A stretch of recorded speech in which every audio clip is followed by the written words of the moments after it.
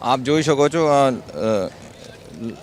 લાલા બિહારીને ત્યાં ગેરકાયદેસર કેટલી મોટી મિલકત બનાવવામાં આવી છે. એને વિરુદ્ધમાં ગુના પણ દાખલ કરવામાં આવે છે ગઈકાલે, અને ભૂતકાળમાં પણ એને વિરુદ્ધમાં ગુના દાખલ થયેલા હતા. પેરોલ જમ્પ પણ હતા, અને આ મિલકત જોઈને આપ સમજી શકો છો કેટલી બધી ગેરકાયદેસર પ્રવૃત્તિથી એને પૈસા પ્રસ્તાવિત કર્યા છે. આ મેન એનો જો બહારથી બાંગ્લાદેશી આવતા હતા એનો આ ખોટો ભાડા કરાર કરીને એનો અહીંયા પ્રસ્થાપિત કરતા હતા. એના માટે આ 5,000 થી 10,000 પૈસા પણ લેતા હતા.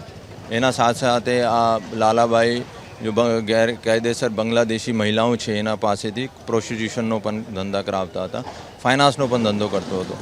અને કેટલી મોટી મિલકત અહીંયા ઘોડા છે, ફાર્મ હાઉસ છે, અંદર એસી રૂમ્સ છે, બધું મિલકત આ ગેરકાયદેસર છે. તલાવમાં મીઠી મૂકીને આ કરે છે. કોર્પોરેશને આ ગેરકાયદેસર દબાણ હટાવે છે.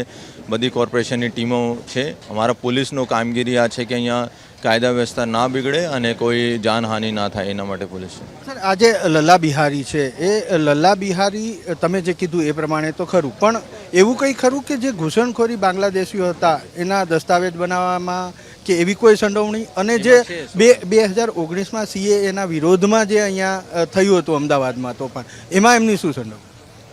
2019ની તો ચાર્જશીટ થઈ ગઈ છે, સપ્લિમેન્ટરી ચાર્જશીટ પણ થઈ ગઈ છે, પણ અત્યારે આ પણ મુદ્દા અમે તપાસી રહ્યા છે.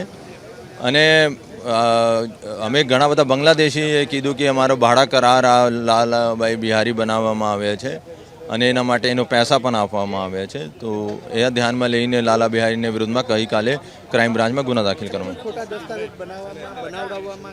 છે. એના આધારે અમે FIR દાખલ કરી છે. ખૂબ ખૂબ આભાર. તો જે રીતે પોલીસ અધિકારીએ વાત કરી એ મુજબ લાલા બિહારી જે છે એ લોકો પાસેથી ખોટા ભાડા કરાર બનાવડાવી એમની પાસેથી મહિને ભાડું વસૂલતો હતો.